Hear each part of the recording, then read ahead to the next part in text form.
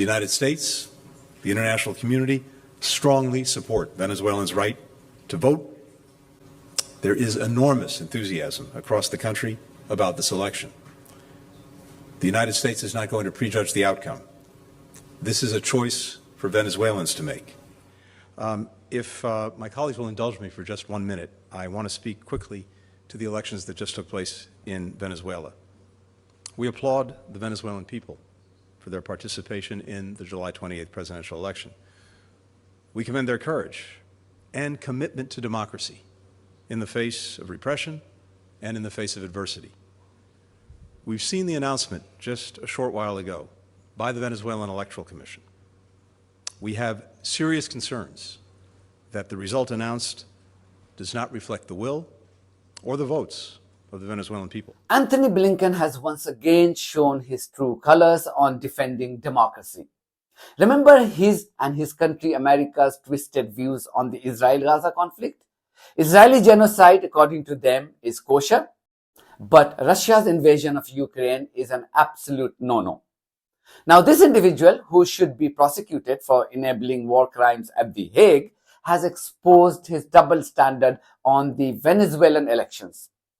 Venezuela's National Electoral Authority has just declared Nicolas Maduro the winner in its presidential election, and the news has left Blinken seething in anger. Just see his meltdown in his latest reaction from Tokyo. If my colleagues will indulge me for just 1 minute, I want to speak quickly to the elections that just took place in Venezuela. We applaud the Venezuelan people for their participation in the July 28th presidential election. We commend their courage and commitment to democracy in the face of repression and in the face of adversity. We've seen the announcement just a short while ago by the Venezuelan Electoral Commission. We have serious concerns that the result announced does not reflect the will or the votes of the Venezuelan people.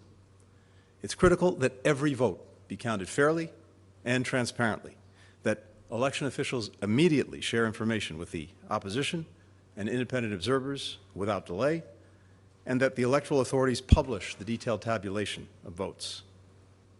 The international community is watching this very closely and will respond accordingly. By the way, the same guy was talking about Venezuela elections only yesterday, saying how this country will not USA will not preach on the outcome, and this is a choice that people of Venezuela have to make.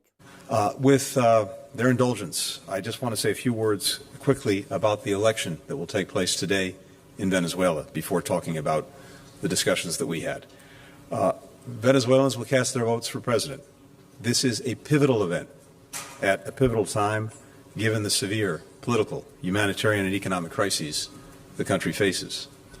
The United States, the international community, strongly support Venezuelans' right to vote, and we've championed the Barbados Agreement between the Uniform Opposition Platform and the Maduro government to restore political freedoms to Venezuela, even though Maduro and his representatives have fallen short of many of the commitments that were made in that agreement.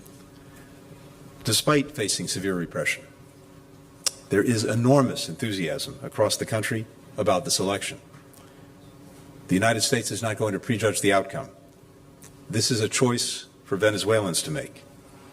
But the Venezuelan people deserve an election that genuinely reflects their will, free from any manipulation. The entire international community is going to be watching this very closely. We urge all parties to honor their commitments and to respect the democratic process. Now that Maduro has won, and not the opposition candidate Edmundo Gonzalez, who America was hoping will emerge victorious, Blinken can't hide his hypocrisy. It's the same hypocrisy that sees him lecture the world on accepting the will of the people as long as the winners agree to work as American lapdogs. Those who refuse to follow American diktat face serious consequences. American interference in Venezuela has had a crippling effect on the country's economy and the population, with millions being forced to flee for a better future. Anybody who has been following Venezuelan politics do know these facts. And you thought America was causing widespread death and destruction only in the Middle East. The list of American crimes in Venezuela is long, but I will highlight a few here. It all started with legendary Hugo Chavez calling out America's questionable foreign policy as he accused George Bush of fighting terror with terror during America's illegal war on Afghanistan in the immediate aftermath of the 9/11 attacks in 2001. It's not a coincidence that America managed to orchestrate a coup that saw Chavez removed from power in 2002, albeit only for a few days. The US imposed brutal economic sanctions on Venezuela immediately after Maduro's win in 2018 presidential elections.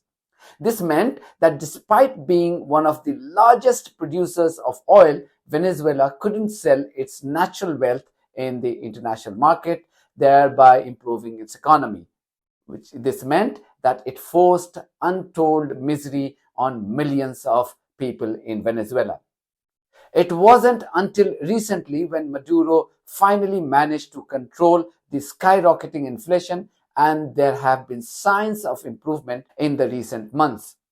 In 2019, US stunned everyone by recognizing the opposition leader, Juan Guaido, as the country's interim leader.